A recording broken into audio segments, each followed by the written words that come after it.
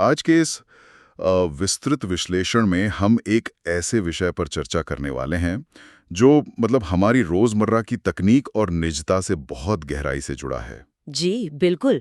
और इस पूरी चर्चा का जो मुख्य मिशन है वो ये समझना है कि वोस्क और पाइथन जैसी तकनीकों का उपयोग करके एक पूरी तरह से ऑफलाइन वॉइस रिकॉग्निशन सिस्टम कैसे बनाया जा सकता है। हाँ, और इसके लिए जो स्रोत सामग्री आज हमारे पास है वो एक बेहद विस्तृत तकनीकी लेख है। इसका शीर्षक है building an offline voice recognition system in Python using Vosk. ये एक बहुत ही शानदार लेख है। बिल्कुल। अब इस विषय की गहराई में उतरने से पहले जरा मौजूदा हालात पर नजर डालना जरूरी है। आज के दौर में वॉइस कमांड और डिक्टेशन तकनीक जिंदगी का एक बहुत अहम हिस्सा बन चुके हैं। सही कहा। फोन पर अलार्म सेट करने से लेकर स्मार्ट होम डिवाइस को लाइट बंद करने का निर्देश देने तक हम लगातार आवाज का इस्तेमाल कर रहे हैं। हाँ, लेकिन इस पूरी सुविधा के पीछे एक बहुत बड़ी तकनीकी और सुरक्षा से जुड़ी समस्या है। बाजार में मौजूद ज्यादातर वॉइस सिस्टम पूरी तरह से क्लाउड पर निर्भर है। और यहीं से असली परेशानी शुरू होती है। बिल्कुल। इसका मतलब ये है कि कमरे में बोली गई कोई भी बात या कोई भी कमांड पहले इंटरनेट के जरिए किसी दूर बैठे सर्वर पर जाती है, वहां विशाल डेटा सेंटर्स में वो बात प्रोसेस होती है और फिर वापस डिवाइस तक आती है। जी, और इससे मुख्य रूप से दो बड़ी समस्याएं सामने आती हैं। हाँ, पहली समस्या तो सीधे तौर पर निजता या प्राइवेसी का खतरा है। यूजर्स का निजी और संवेदनशील डेटा लगातार कंपनियों के सर्वर्स पर जा रहा है और ये ट्रैक करना लगभग असंभव है कि वो डेटा कहां और कैसे स्टोर हो रहा है। बिल्कुल। और दूसरी बड़ी समस्या है लेटेंसी, मतलब सिस्टम की प्रतिक्रिया में लगने वाला समय। बिना तेज और स्थिर इंटरनेट के ये क्लाउड आधारित सिस्टम पूरी तरह से ठप पड़ जाते हैं। सही बात है। वॉइस टेक के विकास को लेकर हमेशा से एक उत्साह रहा है, लेकिन ये नई ऑफलाइन तकनीक इसलिए ज्यादा ध्यान खींचती है क्योंकि ये क्लाउड की इस लगातार निगरानी और इंटरनेट पर निर्भरता से पूरी तरह छुटकारा दिला सकती है। हाँ, और देखा जाए तो ये लेटेंसी और निजता वाला पहलू ही इस पूरी तकनीक का सबसे मजबूत आधार है। जब ऑडियो डेटा को इंटरनेट के माध्यम से बाहरी सर्वर पर भेजा जाता है तो उस डेटा पर से हमारा नियंत्रण पूरी तरह से खत्म हो जाता है। एकदम सही बात है। यहीं पर एज कंप्यूटिंग का सिद्धांत एक बहुत बड़ा बदलाव लेकर आता है। इस शोध और लेख में ये स्पष्ट किया गया है कि एज कंप्यूटिंग के जरिए डेटा को किसी दूर सर्वर पर भेजने के बजाय उसे सीधे स्रोत पर प्रोसेस किया जाता है, यानी डिवाइस के अंदर ही लोकल स्तर पर। जी बिल्कुल।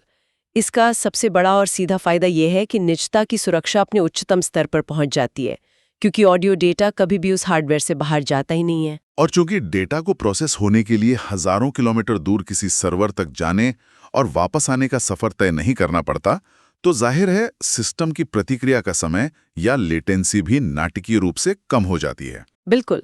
डिवाइस आवाज सुनते ही कुछ मिली सेकेंड्स में प्रतिक्रिया देने में सक्षम हो जाता है। चलिए इसे थोड़ा विस्तार से समझते हैं।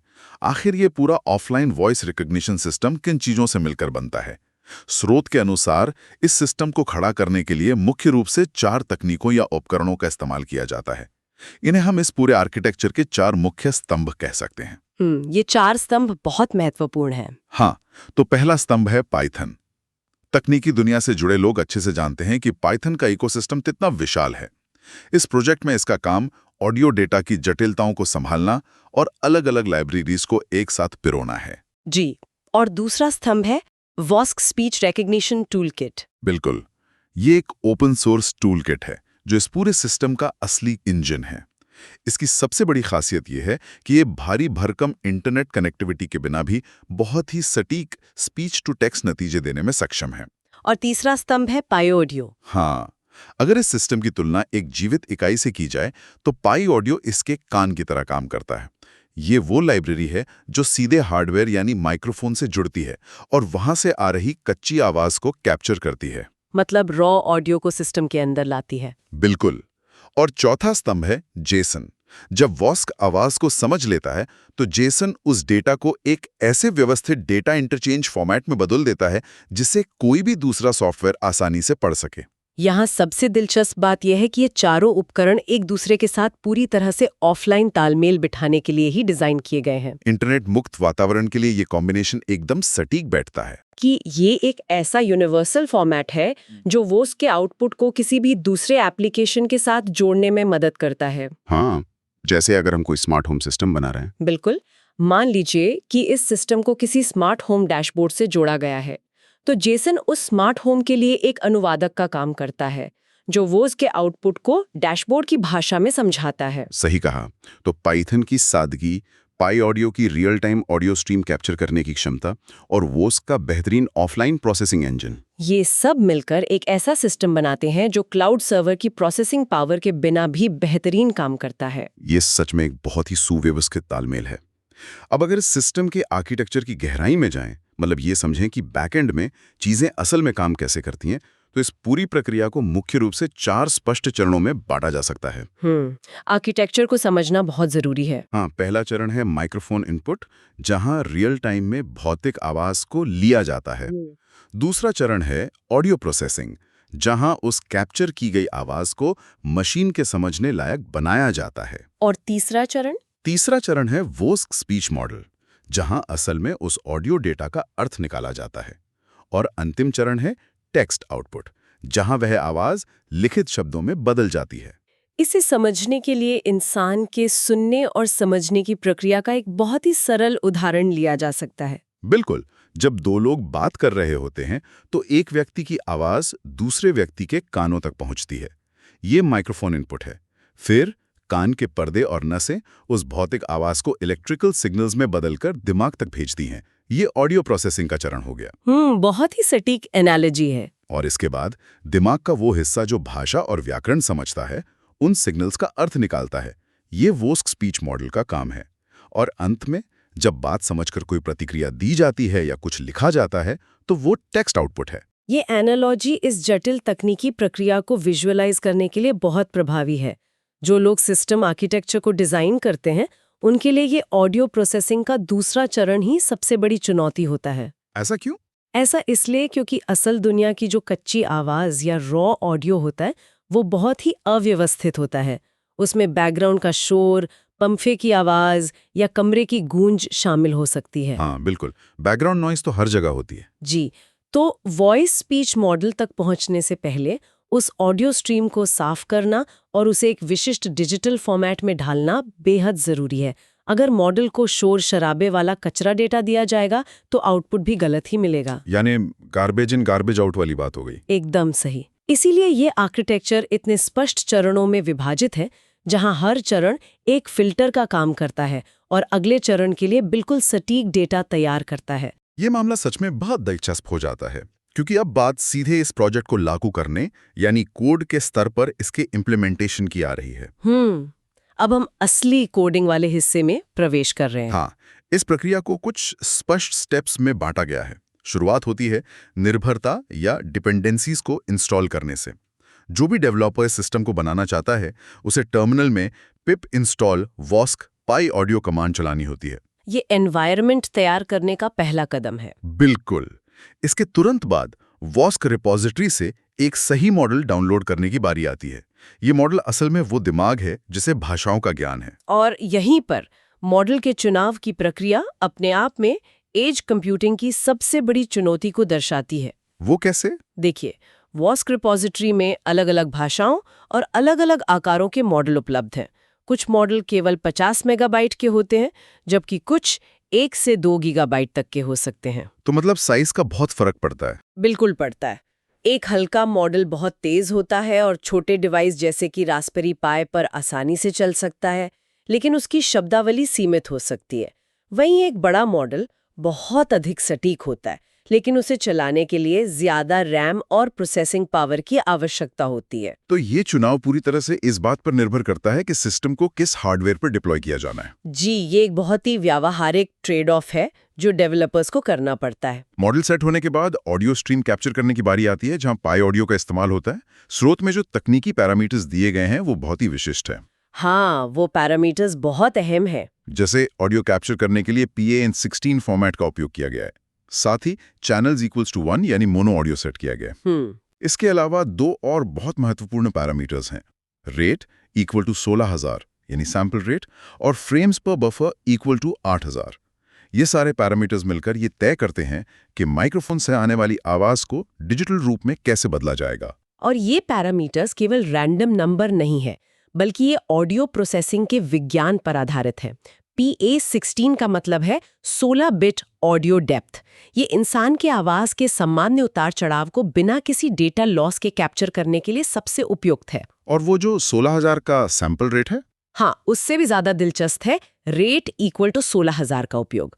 16 किलोहर्ट्ज का सैंपल रेट वॉइस रिकॉग्निशन के लिए एक इंडस्ट्री स्टैंडर्ड माना जाता है। इंसान की आवाज की जो मूल फ्रीक्वेंसी होती है उसे स्पष्ट रूप से डिजिटल डेटा में बदलने के लिए प्रति सेकंड 16,000 सैंपल्स लेना बिल्कुल सटीक बैठता है। ये नाइक्वेस्ट थ्योरम के सिद्धांत पर आधारित है शायद। बिल्कुल सही। अगर इसके बजाय म्यूजिक रिकॉर्डिंग वाले 44,100 हर्ट्ज सैंपल रेट का इस्तेमाल किया जाए तो सिस्टम फालतू के डेटा से भर जाएगा जिसका भाषा पहचानने से कोई लेना देना नहीं है। इससे प्रोसेसर पर बेवजह का बोझ पड़ेगा। और चैनल्स इक्वल्स टू 1 यानी मोनो ऑडियो का क्या लॉजिक है? मोनो ऑडियो का इस्तेमाल भी इसी सिद्धांत पर काम करता है। आवाज पहचानने के लिए सिस्टम को यह जानने की जरूरत नहीं है कि आवाज बाएं से आ रही है या दाएं से। हाँ, जैसे स्टीरियो साउंड में होता है कि डायरेक्शन का पता चलता है। बिल्कुल। मोनो ऑडियो का इस्तेमाल करने से डेटा का आकार सीधा आधा हो जाता है, जिससे पूरी प्रोसेसिंग तेज और हल्की हो जाती है। ये काफी तार्किक है।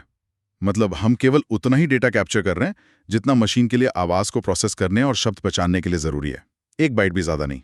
एकदम सही। इस ऑडियो स्ट्रीम के सेट हो जाने के बाद अंतिम चरण आता है वॉइस के साथ उस डेटा की प्रोसेसिंग करना। स्रोत के मुताबिक कोड में कार्डी रिकॉग्नाइजर और उस डाउनलोड किए गए स्पीच मॉडल को लोड किया जाता है। जी। यहाँ एक बहुत ही दिलचस्प तकनीक का इस्तेमाल किया गया है।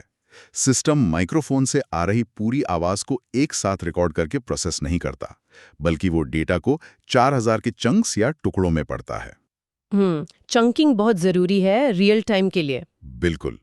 एक्सेप्ट वेवफॉर्म नाम के फंक्शन का उपयोग करके लगातार ये चेक किया जाता है कि क्या मॉडल ने किसी शब्द या वाक्य को पहचान लिया है, और जैसे ही पहचान पूरी होती है रिजल्ट कमांड के जरिए वो टेक्स्ट में बदल जाता है।